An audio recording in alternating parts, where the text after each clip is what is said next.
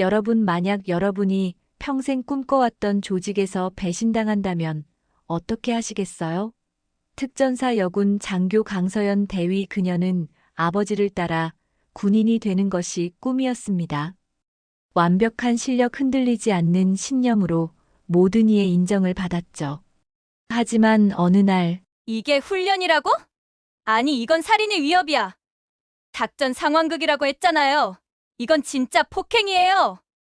실전에서는 이보다 더 심하거든. 여자라고 봐주는 적군은 없어. 폭행. 이게 폭행이야? 그럼 진짜 폭행이 뭔지 보여줄까? 정우의 발길질이 서연의 옆구리를 가격했습니다. 갈비뼈가 날카로운 고통이 스쳤고 서연은 그 자리에 쓰러졌습니다. 이제 좀 현실을 깨달았나? 여자 주제의 남자들. 앞에서 잘난 척하더니 결국 이 꼴이네. 혹한의 강위, 훈련을 빙자해 여군 거칠게 눌러 물에 처박는 박정우. 특전사 지휘부. 내 주제에 감히. 입 다물어. 너만 다친다. 갈비뼈가 부러지는 고통 속 서연의 숨결이 얼음물에 사라져간다. 이건 훈련이 아니야, 죽이려는 거야. 군대가 사람을 지키지 않는다니. 이건 그냥 훈련 사고다. 입 다물어라. 여자가 감히 나를 이기려고 해. 그 순간 어둠 속에서 동료들이 외면하며 등을 돌린다. 무료 버튼인 구독과 좋아요 꼭 눌러주시면 여러분 가정에 큰 복이 찾아올 것입니다. 감사합니다. 새벽 4시 30분 한강 상류의 차가운 물속에서 강서연 대위가 힘차게 팔을 젓고 있었습니다. 물보라가 튀는 소리와 함께 규칙적인 호흡이 고요한 새벽 공기를 가릅니다. 11월 말의 차가운 물에도 불구하고 서연은 매일 이 시간에 이곳에 나와 수영 훈련을 반복했습니다. 완벽주의자인 그녀에게는 하루도 빠뜨릴 수 없는 일과였죠. 물속에서 25바퀴를 채운 서연이 강가로 올라왔습니다. 숨이 차올랐지만 그녀의 표정은 여전히 차분했습니다. 수건으로 얼굴을 닦으며 서연은 속으로 되뇌었습니다. 아버지처럼 부대의 자랑이 돼야 해. 어떤 어려움이 와도 무너질 수 없어. 그녀의 아버지는 특전사에서 전설적인 인물로 통했던 예비역 장성이었습니다. 6.25 전쟁 참전 용사였던 할아버지부터 시작된 군인 집안의 자부심을 이어받은 서연은 언제나 아버지의 명성에 걸맞은 군인이 되고자 했죠. 하지만 여군으로서 겪어야 하는 현실은 생각보다 가혹했습니다. 부대로 돌아온 서연은 오전 6시부터 시작되는 훈련장에서 부하들을 점검했습니다. 특전사 소속 여군으로서 그녀의 실력은 누구도 부정할 수 없었습니다. 사격에서는 언제나 만점, 격투술에서는 체급이 높은 남군들도 쓰러뜨렸고 생존술에서는 교관들조차 감탄할 정도의 실력을 보였죠. 하지만 바로 그 유능함이 일부 남성 장교들의 시기와 질투를 불러일으켰습니다. 서연 대위 실력은 인정하지만 여자가 지휘하는 부대는 뭔가 어색하지 않나요? 부하들도 힘들어하는 것 같고요. 훈련장 한편에서 한중이가 동료들과 나누는 대화가 서연의 귀에 들렸습니다. 그녀는 모른 척하며 훈련 지시를 계속했지만 가슴 한편이 답답해졌습니다. 여자 대위라고 우습게 보면 안 돼. 하지만 솔직히 남자 지휘관이 더 편하긴 하지. 또 다른 부사관의 속삭임이 바람에 실려왔습니다. 서연은 이런 소리들을 들을 때마다 더욱 강하게 자신을 단련했습니다. 약함을 보이는 순간 모든 것이 무너질 것 같았거든요. 점심시간이 되자 간부 식당에는 여느 때처럼 장교들이 모여들었습니다. 서연이 식판을 들고 자리를 찾고 있을 때 동기인 박정우 중령이 다가왔습니다. 정우는 사관학교 동기로 서연과는 오랜 인연이 있었지만 언제부터인가 그의 시선에는 미묘한 경쟁의식이 담겨 있었습니다. 서연아, 요즘 부대 분위기가 어째? 너무 엄하게 굴지는 마라. 부하들이 힘들어한다더라. 특히 여자가 너무 빡세게 하면. 정우의 말에는 겉으로는 친근함이 배어 있었지만 그 속에 숨은 가시를 서연은 느낄 수 있었습니다. 제 방식대로 하겠습니다. 정우 중령님. 특전사라면 이 정도 훈련은 기본이라고 생각합니다. 서연이 단호하게 답하자 정우는 의미심장하게 웃었습니다. 그의 웃음 속에는 뭔가 계산적인 것이 담겨 있었죠. 여자가 특전사 지휘부에 앉는 시대라. 참 세상 많이 변했지. 우리 아버지 세대가 보면 뭐라고 하실까? 정우의 말에 주변에 앉아있던 장교들이 킥킥거리며 웃었습니다. 누군가는 그러게 말이야라고 맞장구를 쳤고 또 다른 이는 요즘 세상이 너무 급진적으로 변하는 것 같아라며 고개를 저었습니다. 서연은 씁쓸하게 웃으며 자리를 떴지만 속으로는 알 수 없는 불안감이 밀려왔습니다. 오후 훈련 시간 서연은 평소보다 더 강도 높은 훈련을 지시했습니다. 장애물 통과 훈련에서는 기존보다 30초 빠른 기록을 요구했고 체력 단련에서는 턱걸이와 팔굽혀펴기 횟수를 늘렸습니다. 부하들의 불만스러운 표정이 역력히 보였지만 서연은 신경 쓰지 않았습니다. 완벽함만이 살아남을 수 있는 길이라고 믿었거든요. 대위님, 너무 빡세게 하시는 거 아닌가요? 다른 부대는 이렇게 안 하는데요. 한 하사가 헉헉거리며 투덜댔습니다. 다른 부하들도 고개를 끄덕이며 동조하는 분위기였습니다. 특전사라면 이 정도는 기본이야. 실전에서는 이보다 더 힘들 거거든. 지금 힘들다고 포기하면 정말 중요한 순간에 무너져. 서연의 답변에 부하들은 더 이상 불만을 표하지 않았습니다. 하지만 그들의 눈빛에서 서연은 미묘한 거부감을 느꼈죠.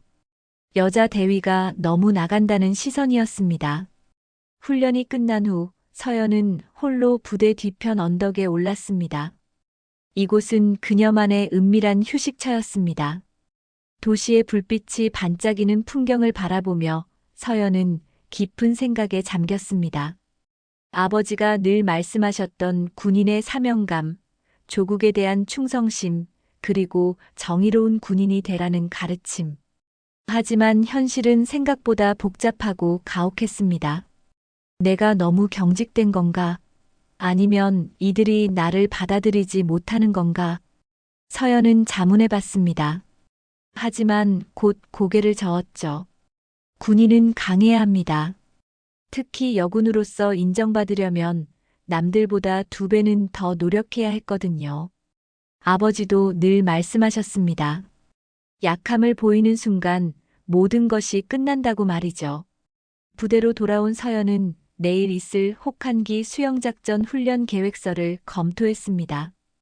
겨울철 강에서 실시하는 고난도 훈련으로 특전사의 핵심 훈련 과목 중 하나였습니다. 수온이 영하에 가까운 강물에서 작전 수행 능력을 기르는 극한 훈련이었죠.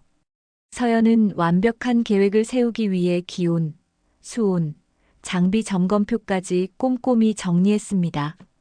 밤 11시가 넘어가도록 서연은 계획서를 수정하고 또 수정했습니다.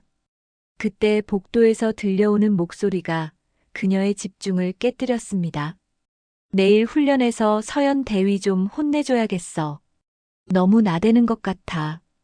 여자 주제에 남자들을 너무 함부로 대하는 거 아냐? 맞아. 좀 코를 납작하게 해줘야지. 자기가 뭐 대단한 줄 아나? 목소리의 주인은 분명 박정우와 그의 측근들이었습니다. 서연은 문을 열어보려 했지만 이미 목소리들은 복도 끝으로 사라진 뒤였습니다. 불안한 예감이 그녀의 마음을 짓눌렀지만 서연은 두려움을 떨쳐버리려 애썼습니다. 아버지처럼 강한 군인이 되어야 했으니까요. 다음 날 새벽 혹한기 수영작전 훈련장인 한강 지류에는 차가운 안개가 자욱하게 깔려 있었습니다. 수온계는 영상 2도를 가리키고 있었고 강 가장자리에는 얇은 얼음이 얼어붙어 있었습니다. 서연은 평소처럼 완벽하게 준비된 장비를 점검하며 부하들에게 훈련 지시를 내렸습니다. 오늘 훈련은 실전을 가정한 침투 작전입니다. 수중에서 500m 이동 후 적진 정찰 임무를 수행하는 시나리오죠.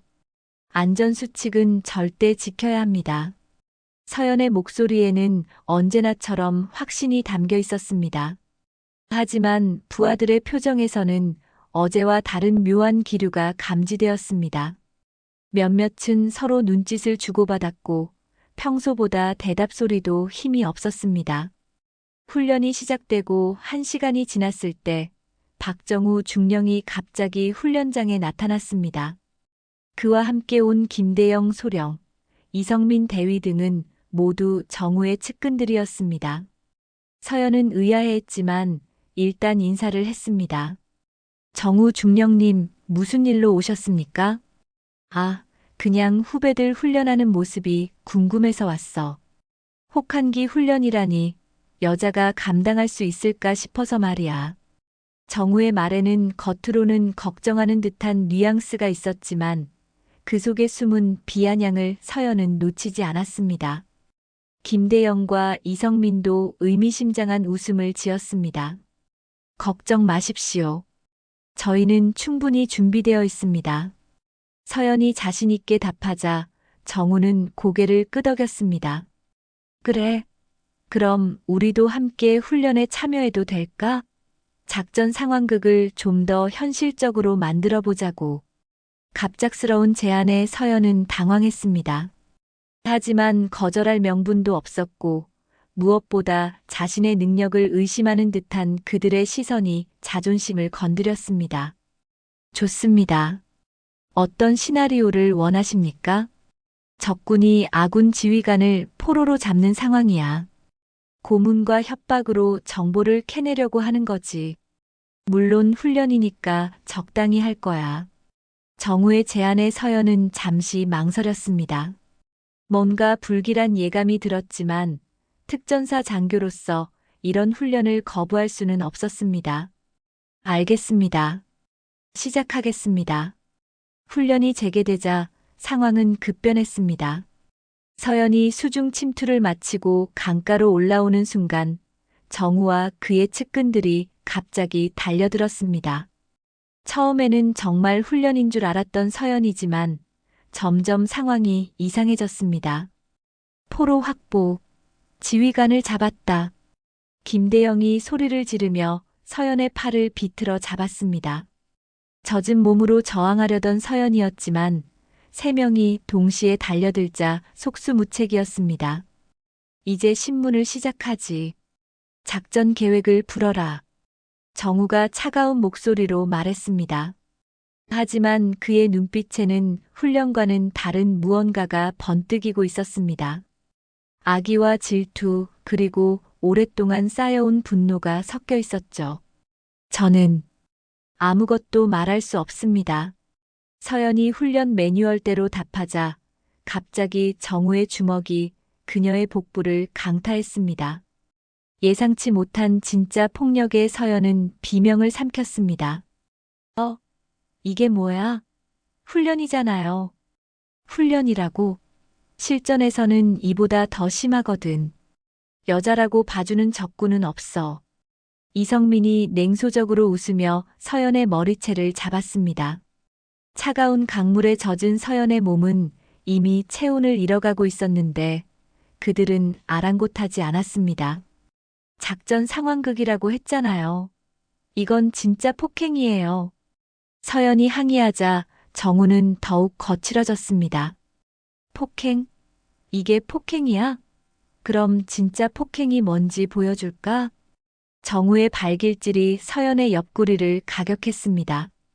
갈비뼈에 날카로운 고통이 스쳤고 서연은 그 자리에 쓰러졌습니다. 주변에서 지켜보던 부하들은 충격에 빠진 표정이었지만 아무도 나서지 못했습니다. 상급자들이 벌이는 일에 끼어들 수 없었거든요. 이제 좀 현실을 깨달았나? 여자 주제에 남자들 앞에서 잘난 척하더니 결국 이 꼴이네. 김대영이 서연을 내려다보며 조롱했습니다. 서연은 일어나려 했지만 옆구리의 통증 때문에 몸을 제대로 가누지 못했습니다. 그만 해주세요. 이건 훈련이 아니에요. 훈련 아니라고? 그럼 뭐야? 우리가 거짓말쟁이라는 거야? 정우가 서연의 목덜미를 잡고 얼어붙은 강물 쪽으로 끌고 갔습니다. 영하의 날씨에 강 가장자리는 얇은 얼음이 얼어 있었습니다. 물고문도 실전 훈련이지. 적군들이 즐겨 쓰는 방법이거든. 정우가 서연의 머리를 강물에 억지로 집어넣었습니다. 차가운 물이 서연의 코와 입으로 들어왔고 그녀는 숨을 쉴 수 없었습니다. 몇 초 후 머리를 끌어올린 정우는 다시 물었습니다. 이제 말할 거야? 제발. 그만. 서연의 목소리는 이미 떨리고 있었습니다. 추위와 공포 그리고 배신감이 뒤섞인 복잡한 감정이 그녀를 압도했습니다. 아직도 안 깨달았나? 여자가 이 바닥에서 살아남으려면 겸손해야 해. 내가 아무리 잘나봤자 결국 이런 꼴이야. 이성민의 발길질이 다시 서연의 배를 강타했습니다. 이번에는 정말로 갈비뼈에 금이 간 듯한 극심한 고통이 밀려왔습니다. 서연은 정신이 아득해지는 것을 느꼈습니다. 이게 훈련이라고? 아니, 이건 살인의 위협이야. 서연이 중얼거리며 의식을 잃어갔습니다. 차가운 강바닥에 쓰러진 그녀를 보며 정우는 만족스럽게 웃었습니다. 이제 좀 현실을 알겠지? 앞으로는 좀 더 조용히 살아. 3시간 뒤 부대 내 의무실에서 서연이 깨어났을 때 상황은 이미 돌이킬 수 없이 변해 있었습니다. 부대 내 CCTV 영상 일부가 외부로 유출되어 언론에서 대서특필하고 있었거든요. 특전사 내부의 충격적인 폭행 사건이 세상에 알려진 것입니다. 지휘부는 긴급 회의를 소집했고 사건의 파장을 최소화하려 혈안이 되어 있었습니다. 지금 언론으로 새어나가면 군 전체가 뒤집힌다. 내부에서 해결해야 한다. 지휘관의 다급한 목소리가 회의실에 울려 퍼졌습니다. 하지만 이미 늦었습니다. 서연의 운명과 함께 특전사 전체의 명예가 위기에 처한 것입니다. 의무실에서 깨어난 서연의 온몸은 극심한 고통에 시달리고 있었습니다. 갈비뼈 부근의 찌릿한 통증과 함께 머리가 지끈거렸고 목과 어깨 곳곳에 멍자국이 선명하게 남아 있었습니다. 군의관이 촬영한 엑스레이 사진에는 갈비뼈 2개의 실금이 간 것이 또렷하게 보였습니다. 대위님, 최소 2주간은 절대 안정을 취하셔야 합니다. 갈비뼈 골절은 자칫 폐를 찌를 수도 있어요. 군의관의 진단을 들으며 서연은 어제까지만 해도 상상할 수 없었던 현실을 받아들여야 했습니다.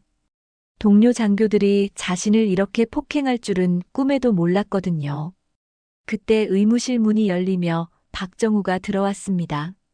그의 얼굴에는 어제의 분노 대신 가짜 걱정이 가득했습니다. 서연아, 괜찮아? 어제 훈련이 좀 과격했나 보네. 미안하다. 정우의 말에 서연은 몸서리쳤습니다. 저 남자가 어제 자신을 강물에 머리를 박고 발로 차며 폭행했던 장본인이라는 것이 믿어지지 않았습니다. 훈련이었다고요? 당신이 한 건 명백한 폭행이었어요. 서연이 분노에 찬 목소리로 말하자 정우는 주변을 둘러보며 목소리를 낮췄습니다. 야, 목소리 좀 낮춰. 내가 지금 뭔 소리 하는지 알아? 어제 일은 정식 훈련 과정이었어. 너도 동의했잖아. 동의했다고요? 폭행에 동의했다는 거예요? 폭행? 증거라도 있어? CCTV 영상은 이미 군 기밀로 분류됐고 현장에 있던 부하들은 모두 훈련이었다고 증언할 거야. 정우의 말에 서연은 절망감을 느꼈습니다. 이미 모든 것이 조작되고 있었던 것입니다. 입 다물어. 내가 떠들면 너만 끝나는 거야. 여자가 군대에서 성추행당했다는 소문이라도 퍼지면 내 인생은 완전히 망가져.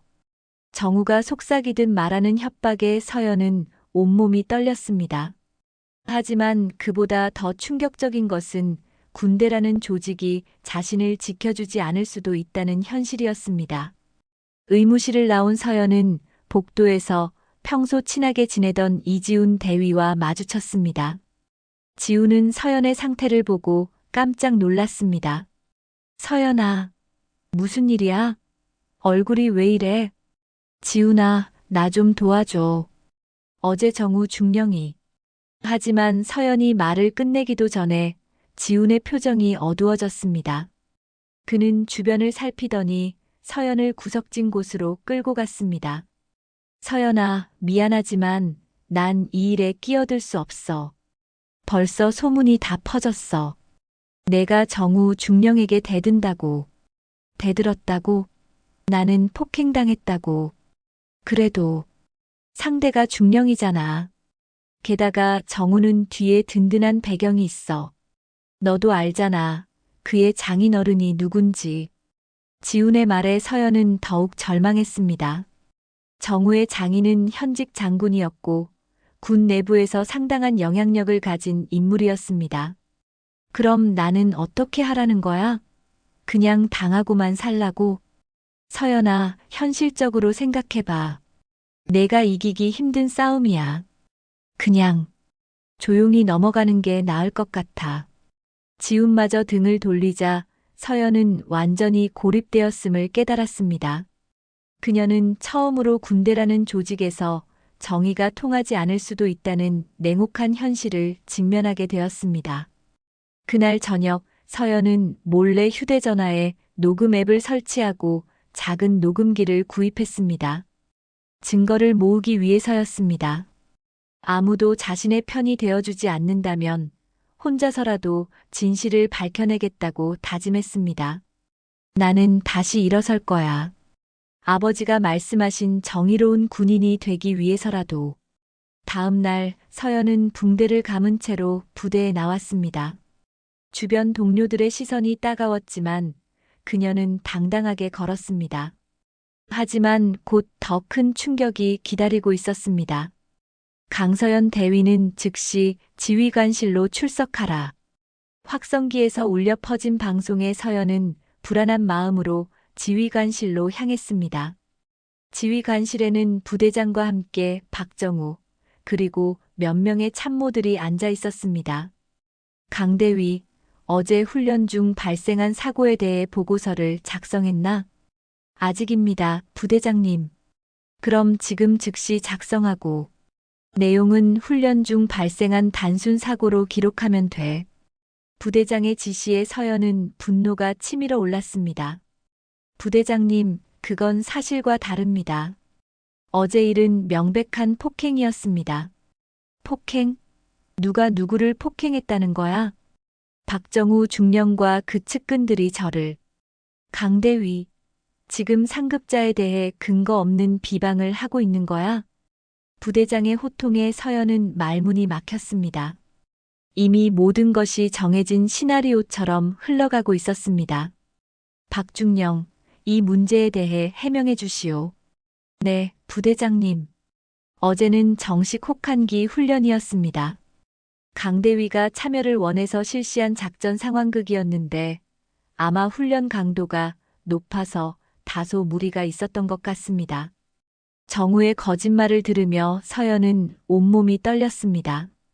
하지만 더 충격적인 것은 부대장이 이미 모든 것을 알고 있으면서도 정우의 편을 든다는 것이었습니다.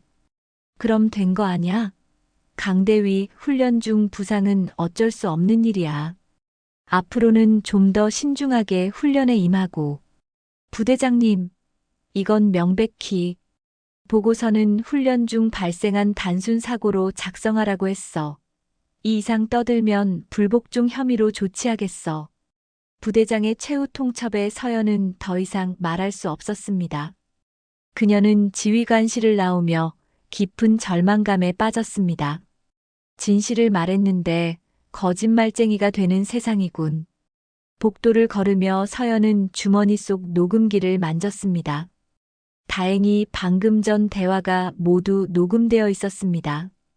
이것이 유일한 희망이었습니다. 하지만 서연이 모르는 사이 정우는 이미 더 큰 계획을 세우고 있었습니다. 서연을 완전히 제거하기 위한 치밀한 음모 말입니다. 그리고 그 배후에는 정우보다 훨씬 더 큰 권력을 가진 인물이 숨어 있었습니다. 그날 밤 서연은 혼자 남은 사무실에서 녹음된 파일들을 정리하고 있었습니다.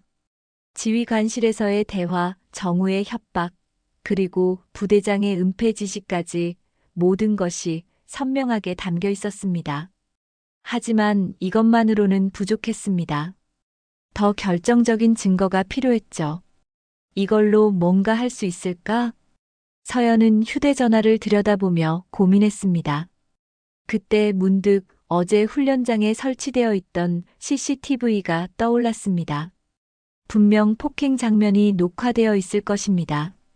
문제는 그 영상에 접근하는 것이었죠.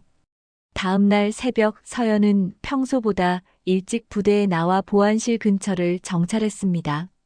CCTV 관리는 보안과에서 담당하고 있었고 모든 영상은 중앙 서버에 저장되었습니다.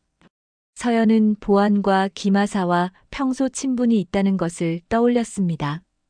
김하사님, 혹시 이틀 전 훈련장 CCTV 영상을 볼 수 있을까요? 훈련 검토차 필요한데요. 김하사는 잠시 망설이더니 고개를 저었습니다.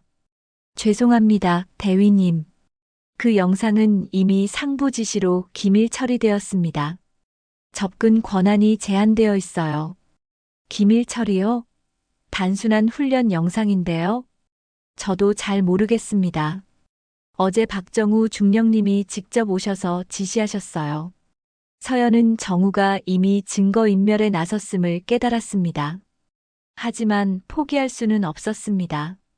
그날 오후 서연은 유일하게 믿을 수 있는 친구였던 이지훈 대위를 다시 찾아갔습니다.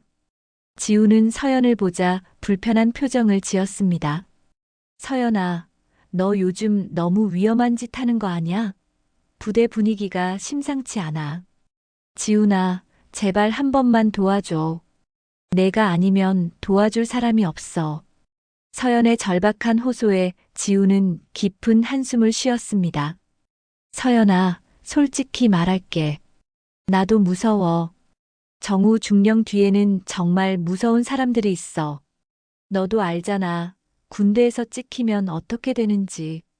그럼 나는 어떻게 하라는 거야? 그냥 당하고 살라고? 서연아, 현실을 받아들여. 내가 아무리 정의롭고 능력이 뛰어나도 이 싸움에서는 이길 수 없어. 차라리 전속을 신청하는 게 어때? 지훈의 말에 서연은 깊은 배신감을 느꼈습니다. 가장 믿었던 친구마저 자신을 포기하라고 하는 것이었습니다. 너마저 날 못 믿는 거야? 믿고 안 믿고의 문제가 아니야. 너랑 엮이면 나도 끝이야. 미안하다, 서연아. 정말 미안해. 지훈이 돌아서 가버리자 서연은 완전히 혼자가 되었음을 실감했습니다. 하지만 그녀는 포기하지 않기로 결심했습니다. 그날 밤 서연은 몰래 훈련장 주변을 수색했습니다. 혹시 CCTV에 찍히지 않은 각도에서 누군가 휴대전화로 촬영했을 가능성을 염두에 두고 있었습니다. 다행히 한 명의 병사가 멀리서 촬영한 영상 파일이 있다는 것을 알아냈습니다. 이병 최민수, 너 그날 휴대전화로 뭔가 찍었지? 아, 그게. 대위님, 저는 아무것도 모르겠습니다. 최민수는 겁에 질린 표정으로 부인했지만 서연은 그의 시선에서 뭔가를 숨기고 있다는 것을 직감했습니다. 민수야, 나는 내 편이야. 진실을 밝히는 것이 우리 모두를 위한 일이야. 결국 최민수는 자신의 휴대전화에 저장된 영상을 서연에게 보여주었습니다. 화질은 좋지 않았지만 정우와 측근들이 서연을 폭행하는 장면이 선명하게 담겨 있었습니다. 이거야. 이게 바로 증거야. 서연은 희망의 빛을 보았습니다. 하지만 기쁨도 잠시 최민수가 떨리는 목소리로 말했습니다. 대위님, 제가 이걸 증언하면 저도 위험해지는 거 아닌가요?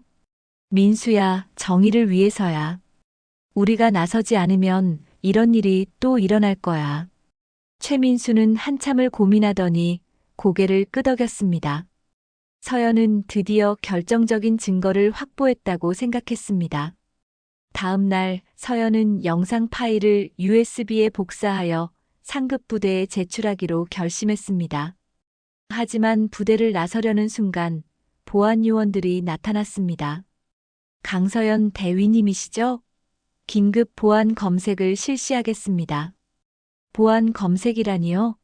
무슨 일입니까? 기밀 유출 의혹이 제기되었습니다. 협조해 주시기 바랍니다. 보안 요원들은 서연의 가방을 뒤져 USB를 발견했습니다. 그들은 또한 서연의 휴대전화와 녹음기까지 압수해 갔습니다. 이건 제 개인 물건입니다. 영장도 없이 어떻게. 군사기밀보호법에 의한 긴급 조치입니다. 조사가 끝나면 돌려드리겠습니다. 모든 증거를 잃은 서연은 절망에 빠졌습니다. 더욱 충격적인 것은 이 모든 것이 정우의 계획된 함정이었다는 것입니다. 그날 오후 서연은 허위보고 및 기밀 유출 의혹으로 조사실에 불려갔습니다. 조사관은 냉정한 표정으로 서연을 바라보았습니다. 강대위 상급자에 대한 허위 고발과 기밀 영상 무단 취득 시도에 대해 해명하시오. 허위 고발이 아닙니다. 저는 진실을 말하고 있어요. 증거는 있습니까? 현재까지 조사 결과 해당 사건은 단순한 훈련 사고로 판명되었습니다. 서연은 모든 증거가 사라진 상황에서 자신의 주장을 뒷받침할 방법이 없었습니다. 더욱이 유일한 증인이었던 최민수마저 아무것도 보지 못했다고 증언을 번복했습니다. 진실을 말했는데 거짓말쟁이가 되는 세상이군. 서연은 속으로 중얼거렸습니다. 정의가 통하지 않는 현실에 절망했지만 그녀는 아직 포기하지 않았습니다. 반드시 진실을 밝혀내겠다는 의지를 불태우고 있었거든요. 하지만 정우의 음모는 여기서 끝나지 않았습니다. 그는 서연을 완전히 제거하기 위해 더욱 치밀한 계획을 준비하고 있었습니다. 그리고 그 배후에는 서연의 아버지와 오랜 원한 관계에 있는 현직 장군이 있었습니다. 조사가 끝난 지 사흘 후 서연에게는 새로운 악몽이 시작되고 있었습니다. 아침 점호 시간, 부대장이 전 부대원 앞에서 충격적인 발표를 했습니다. 강서연 대위는 지난주 훈련 중 지휘권 남용과 부하 안전 소홀 혐의로 군사법원 조사를 받게 되었습니다. 서연은 자신의 귀를 의심했습니다. 자신이 피해자인데 오히려 가해자로 몰리고 있었던 것입니다. 부대장님, 이건 말이 안 됩니다. 강대위, 지금 상급자 명령에 불복하는 겁니까? 부대장의 호통에 주변 부대원들이 웅성거렸습니다. 서연은 수백 개의 시선이 자신을 향하고 있음을 느꼈습니다.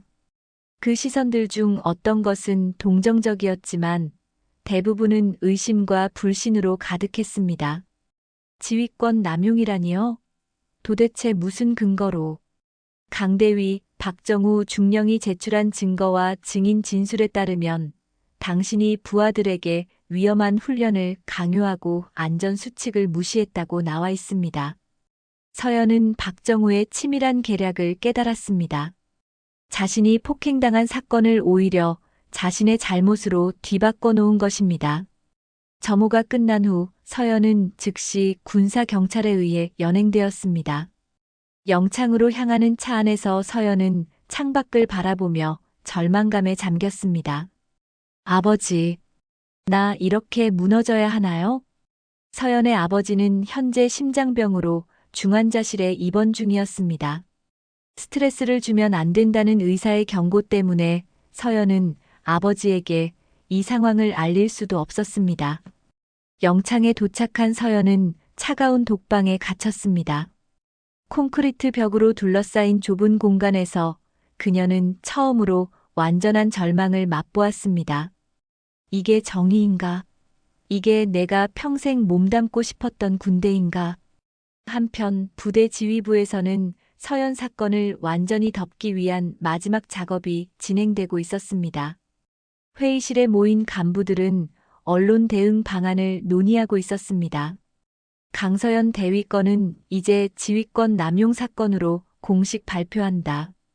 애초 폭행 의혹은 허위였고 실제로는 무능한 여군 장교가 부하들을 위험에 빠뜨린 사건으로 정리하자. 박정우가 자신만만하게 말했습니다. 그의 옆에는 김대영과 이성민이 고개를 끄덕이며 동조하고 있었습니다. 하지만 일부 언론에서는 여전히 의혹을 제기하고 있습니다. 한 참모가 우려를 표했지만 부대장은 단호하게 답했습니다. 단순 훈련 사고다. 부대 기강 유지를 위해서라도 조용히 끝낸다. 더 이상의 잡음은 용납하지 않겠어. 부대장의 결정에 모든 간부들이 고개를 끄덕였습니다. 하지만 그들 중 누구도 진실에 대해서는 관심이 없어 보였습니다. 영창에서 사흘째 되는 날 서연에게 면회객이 찾아왔습니다. 그는 군 수사관 출신으로 현재 영창 관리 업무를 담당하는 이철민 준이었습니다. 강대위, 안녕하세요. 잠시 얘기 좀 나눌까요? 이철민은 조심스럽게 서연에게 접근했습니다. 서연은 경계심을 늦추지 않았습니다. 이미 모든 사람을 믿을 수 없는 상황이었거든요. 무슨 일로 오셨습니까? 사실, 저도 과거에 박정우에게 당한 적이 있습니다. 이철민의 고백에 서연은 놀랐습니다. 5년 전에도 비슷한 일이 있었어요. 한 여군 중위가 박정우 일당에게 당했는데 결국 그 중위는 명예전역을 선택해야 했습니다. 그럼 왜 아무도 나서지 않았나요? 박정우 뒤에는 정말 무서운 인물이 있어요. 현직 장군이면서 군 내부에서 엄청난 영향력을 가진 사람이죠. 이철민은 주변을 살피며 목소리를 낮췄습니다. 그 장군이 바로 당신 아버지와 과거에 크게 대립했던 인물입니다. 진급 경쟁에서 밀려났던 원한을 지금까지 품고 있어요. 서연은 자신이 개인적인 복수의 희생양이 되었다는 사실을 깨달았습니다. 그럼 저는 어떻게 해야 하나요? 군은 강한 자의 편에만 서지 않아요. 내가 직접 세상을 흔들어야 해. 하지만 방법을 바꿔야 합니다. 이철민의 말에 서연은 희미한 희망을 느꼈습니다. 어떤 방법 말인가요? 증거를 다시 모으세요. 하지만 이번에는 더 조심스럽게, 더 치밀하게요. 그리고 무엇보다 강력한 동맹이 필요합니다. 동맹이요? 당신 아버지의 옛 동료들 중에는 아직도 정의감을 잃지 않은 분들이 계세요. 예비역이지만 여전히 영향력이 있는 분들이죠. 이철민의 조언에 서연은 새로운 가능성을 보았습니다. 하지만 동시에 아버지의 병상을 생각하니 마음이 무거워졌습니다. 영창에서의 나흘째 밤 서연은 처음으로 두려움을 버리고 결심을 굳혔습니다. 이젠 나 자신을 구하는 게 아니라 이 부대의 미래를 구하는 거야. 그녀는 자신의 몸에 아직 남아있는 상처들을 살펴보았습니다. 갈비뼈의 통증, 목과 어깨의 멍자국들. 이 모든 것이 살아있는 증거였습니다. 의료 기록도 있고 비공식 훈련 로그도 있어. 증언을 번복한 사람들도 언젠가는 양심의 가책을 느낄 거야. 서연은 내면적으로 성장하고 있었습니다. 단순히 개인적인 복수가 아니라 군대의 명예와 정의라는 아버지의 신념을 떠올리며 더 큰 목표를 세웠습니다. 아버지가 평생 추구하셨던 가치를 내가 지켜야 해. 이 부패한 시스템을 바꿔야 해. 영창에서의 마지막 밤 서연은 이철민이 몰래 전해준 작은 쪽지를 읽었습니다. 그 안에는 아버지의 옛 동료였던 예비역 장성들의 연락처가 적혀 있었습니다. 준비는 끝났어. 이제 진짜 싸움을 시작할 시간이야. 하지만 서연이 모르는 사이 박정우와 그의 배후 세력은 그녀를 완전히 제거하기 위한 최후의 계획을 준비하고 있었습니다. 곧 있을 특전사 작전 지휘부 회의에서 서연의 운명이 결정될 예정이었습니다.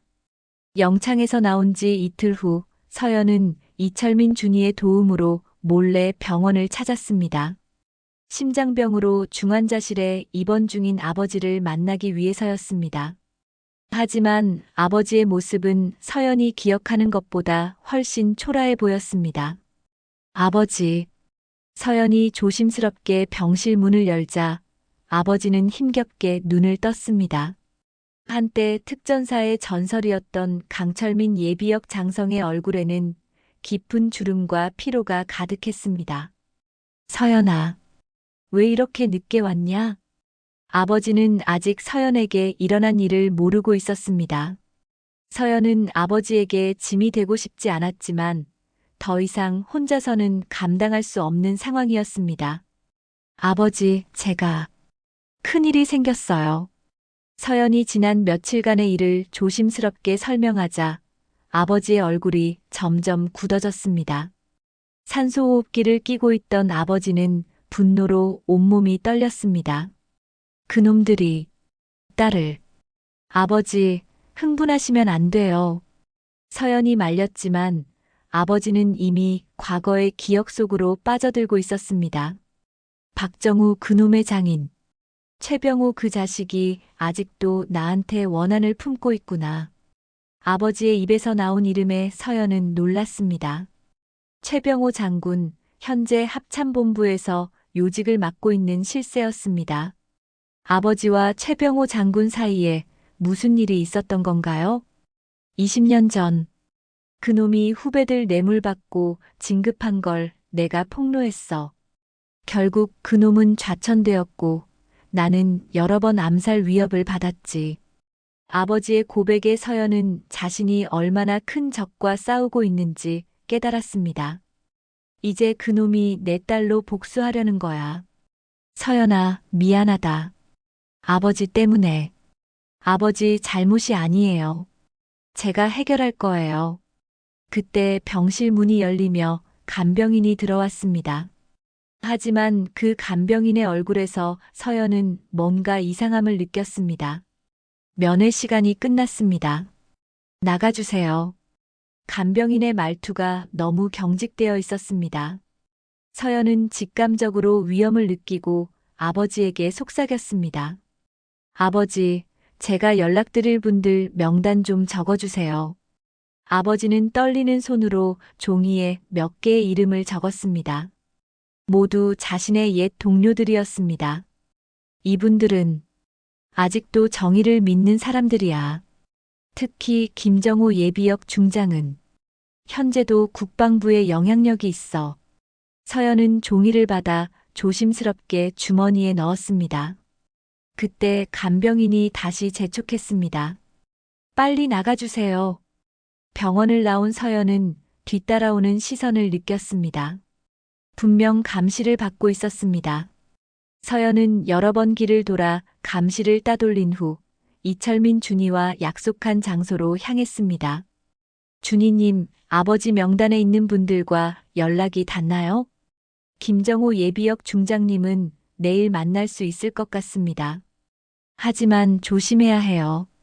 최병호 일당이 당신을 24시간 감시하고 있거든요. 이철민의 경고에 서연은 긴장했습니다. 그럼 어떻게 하죠? 내일 특전사 지휘부 회의가 있습니다. 당신 처분을 최종 결정하는 자리죠. 아마 불명예 전역이나 군법회의 회부를 결정할 겁니다. 그럼 시간이 없네요. 네, 그래서 마지막 기회를 만들어야 합니다. 김정호 중장님과 다른 예비역 장성들이 회의에 참관인으로 들어갈 수 있도록 조치해드리겠습니다.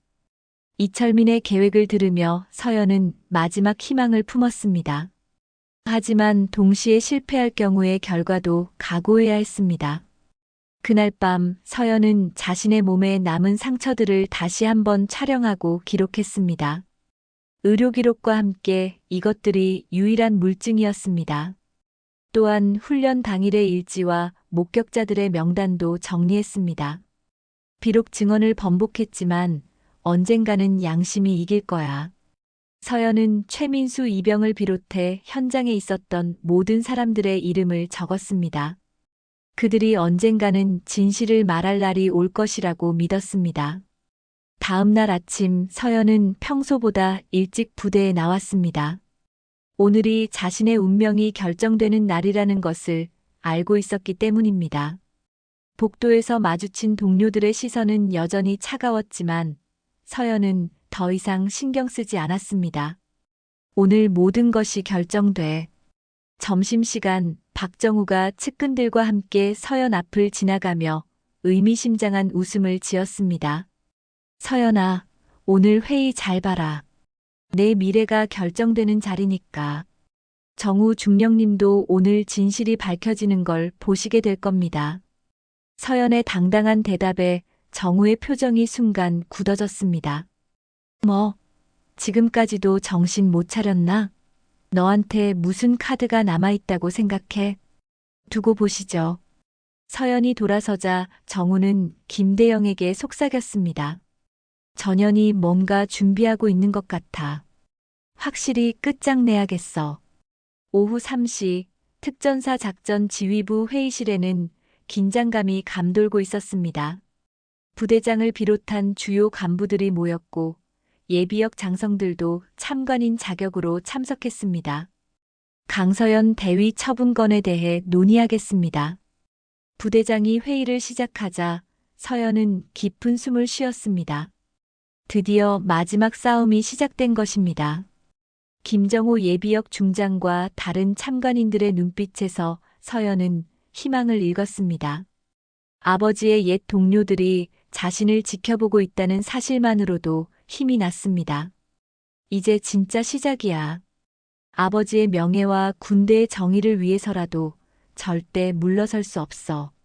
하지만 박정우와 최병호의 음모는 서연이 상상하는 것보다 훨씬 더 치밀하고 악랄했습니다. 과연 서연이 이 마지막 싸움에서 승리할 수 있을까요?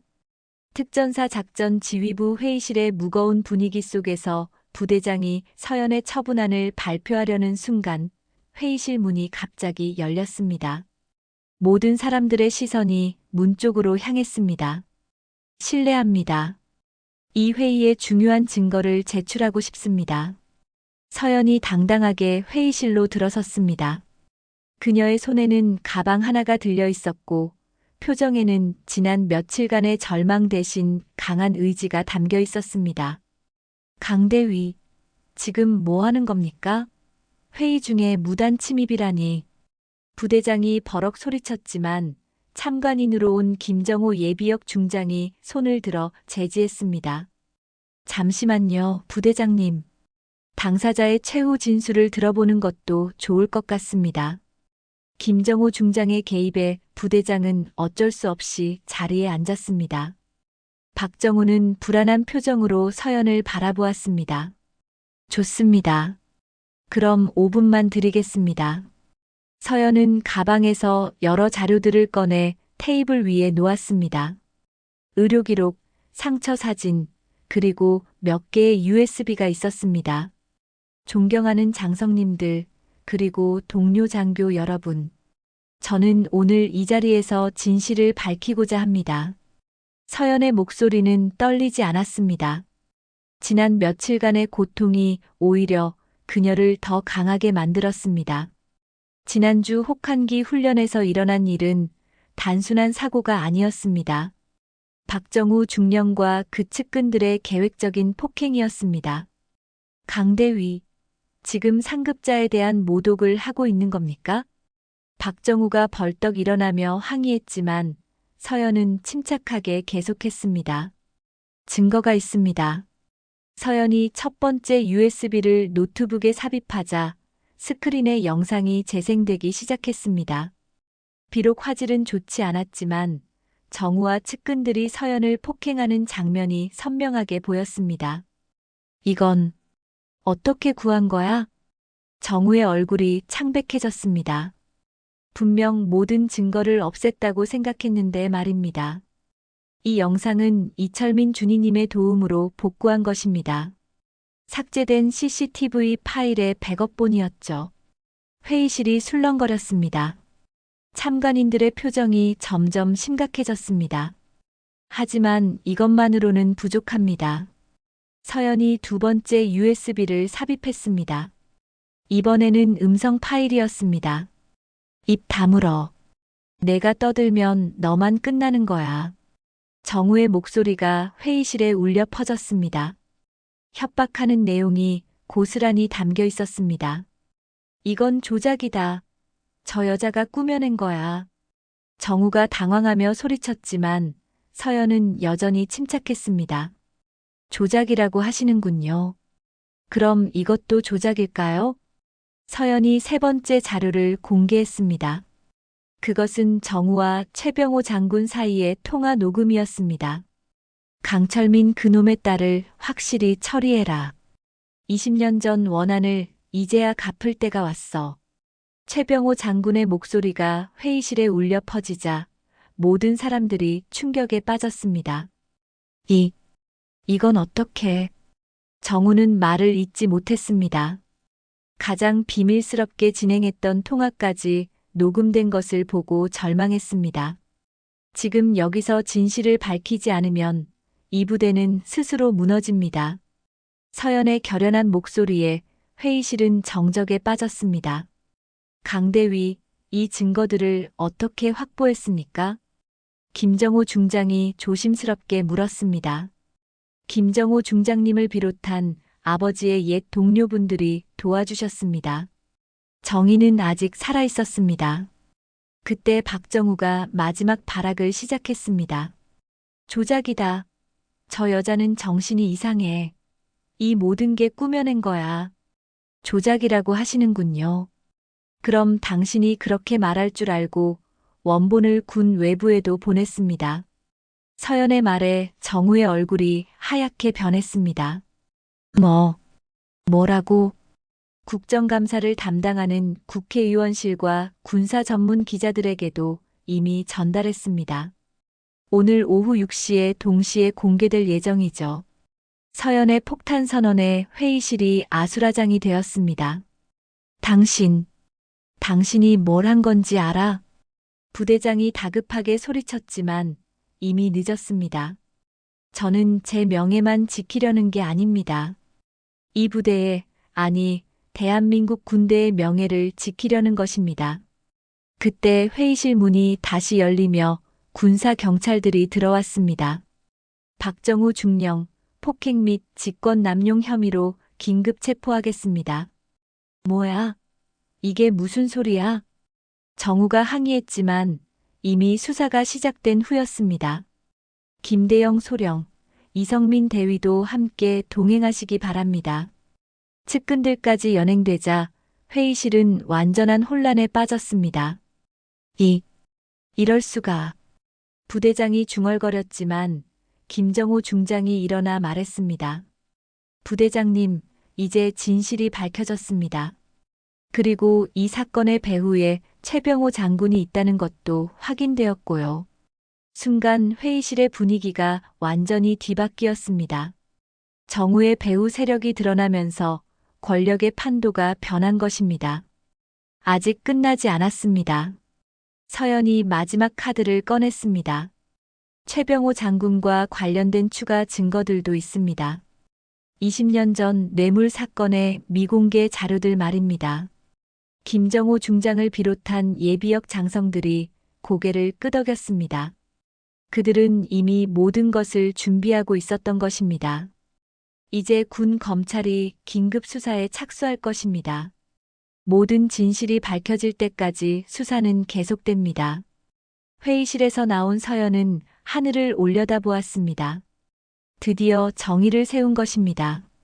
하지만 이것은 끝이 아니라 새로운 시작이었습니다. 아버지, 저 해냈어요. 당신이 가르쳐 주신 정의를 지켜냈습니다. 하지만 서연의 진짜 시련은 이제부터 시작될 것이었습니다. 거대한 권력에 맞선 대가는 결코 가볍지 않을 테니까요. 그로부터 석 달 후 대한민국 군대는 전례 없는 변화의 바람이 불고 있었습니다.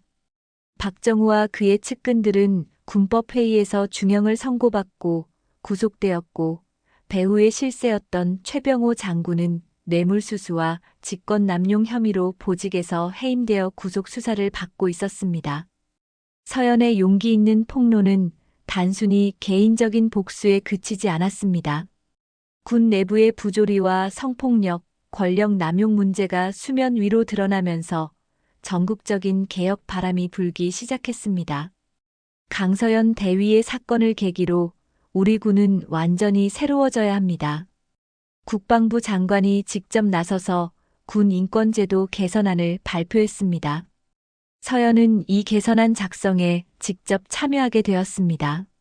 하지만 서연이 치른 대가는 결코 가볍지 않았습니다. 사건으로 인해 그녀는 깊은 트라우마에 시달렸고 한때는 군 생활을 포기하고 싶은 충동에 빠지기도 했습니다. 밤마다 되풀이되는 악몽과 갑작스럽게 밀려오는 공황장애는 그녀를 괴롭혔습니다. 정말 이 길이 맞는 걸까? 서연은 자주 자문했습니다. 하지만 그때마다 그녀에게 힘을 주는 것들이 있었습니다. 바로 그녀의 용기에 감동받은 동료 여군들과 후배들이었습니다. 선배님 덕분에 저희도 용기를 낼 수 있었어요. 한 여군 중위가 서연에게 말했습니다. 그녀도 과거에 성추행을 당했지만 신고하지 못하고 있었는데 서연의 사건을 보고 용기를 내어 신고했다고 했습니다. 선배님이 바꿔놓은 군대에서 저희가 당당하게 복무할 수 있게 되었어요. 이런 후배들의 말에 서연은 자신이 선택한 길이 옳았다는 확신을 가지게 되었습니다. 어느 날 서연은 병원에 입원 중인 아버지를 찾아갔습니다. 아버지의 건강은 많이 회복되었고 그의 눈빛에는 딸에 대한 자랑스러움이 가득했습니다. 서연아, 내가 해낸 일이 얼마나 대단한지 알고 있니? 아버지가 서연의 손을 잡으며 말했습니다. 아직 갈 길이 멀어요, 아버지. 그래, 하지만 가장 어려운 첫걸음을 내가 내딛었어. 이제 많은 후배들이 내가 닦아놓은 길을 따라 걸을 거야. 아버지의 말에 서연은 뭉클함을 느꼈습니다. 내가 지켜낸 건 내 명예만이 아니야. 이 군대의 희망이야. 아버지가 눈물을 흘리며 말했습니다. 한때 군대의 전설이었던 아버지가 딸에게 보내는 최고의 찬사였습니다. 그로부터 몇 주 후 서연은 특전사 내에 새로 설치된 군 인권보호센터의 초대 센터장으로 임명되었습니다.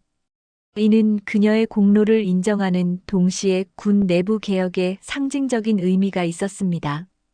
강서연 대위, 아니 센터장님. 이제 진짜 일이 시작입니다. 김정호 예비역 중장이 서연에게 말했습니다. 그는 현재 국방부 군 인권개선위원회의 위원장을 맡고 있었습니다.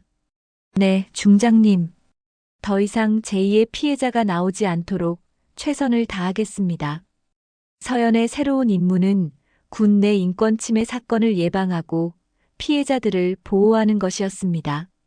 그녀는 자신이 겪었던 고통을 바탕으로 더 효과적인 시스템을 만들어 나갔습니다.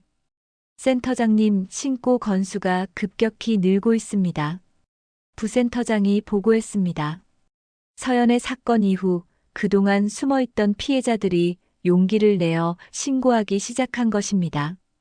좋은 현상입니다. 숨겨진 문제들이 드러나야 해결할 수 있어요. 서연은 모든 신고 사건을 공정하고 투명하게 처리했습니다. 그 과정에서 기존 권력층의 저항도 만만치 않았지만 이미 여론과 정부의 지지를 받고 있는 서연을 막을 수는 없었습니다. 6개월 후 국정감사장에서 서연은 국회의원들 앞에서 군 인권 개선 현황을 보고했습니다. 존경하는 국회의원님들, 지난 6개월간 우리 군은 놀라운 변화를 이뤄냈습니다. 서연의 보고에 따르면 군 내 성폭력 신고 건수는 증가했지만 재발률은 현저히 줄어들었습니다. 무엇보다 피해자들이 신고를 꺼리지 않는 문화가 조성되었다는 것이 가장 큰 성과였습니다. 강서연 센터장님의 용기가 우리 군을 바꿔놓았습니다. 한 국회의원이 감사를 표했습니다. 아직 갈 길이 멉니다. 하지만 포기하지 않고 계속 나아가겠습니다. 그날 저녁 서연은 혼자 한강변을 걸었습니다. 1년 전 이곳에서 새벽 수영을 하며 완벽한 군인이 되기를 꿈꿨던 자신을 떠올렸습니다. 그때의 나는 완벽한 군인이 되는 것이 목표였지. 하지만 이제는 정의로운 군인이 되는 것이 더 중요하다는 걸 알겠어. 서연은 강물을 바라보며 속으로 다짐했습니다. 나는 다시 일어섰어. 두려움 대신 정의를 선택한 나 자신을 믿는다. 그녀의 휴대전화에 메시지가 왔습니다. 군 인권보호센터에 또 다른 신고가 접수되었다는 내용이었습니다. 서연은 미소를 지으며 발걸음을 돌렸습니다. 또 누군가 용기를 내었구나. 내가 도와줘야지. 한강을 뒤로하며 서연은 확신에 찬 발걸음으로 앞으로 나아갔습니다. 그녀가 만든 변화는 이제 더 많은 사람들에게 희망이 되어 퍼져나가고 있었습니다. 아버지가 평생 추구했던 정의로운 군인이라는 가치를 실현한 서연. 그녀의 싸움은 끝났지만 그녀가 남긴 유산은 대한민국 군대를 영원히 바꿔놓았습니다. 진실은 결국 승리했고 정의는 살아있었습니다. 그리고 그 중심에는 두려움을 이겨낸 한 여군 대위의 용기가 있었습니다. 때로는 가슴 아프고 때로는 분노하며 마지막에는 희망과 감동을 느끼셨을 것 같습니다. 서연이 보여준 용기와 정의에 대한 신념이 여러분에게도 작은 용기가 되었기를 바랍니다. 구독과 좋아요도 잊지 마세요. 댓글로 어떤 부분이 가장 인상 깊었는지 알려주세요. 앞으로도 더 흥미진진하고 감동적인 이야기들로 찾아뵙겠습니다. 구독과 좋아요는 더 좋은 콘텐츠를 만드는 큰 힘이 됩니다. 다음 이야기에서 또 만나요. 감사합니다.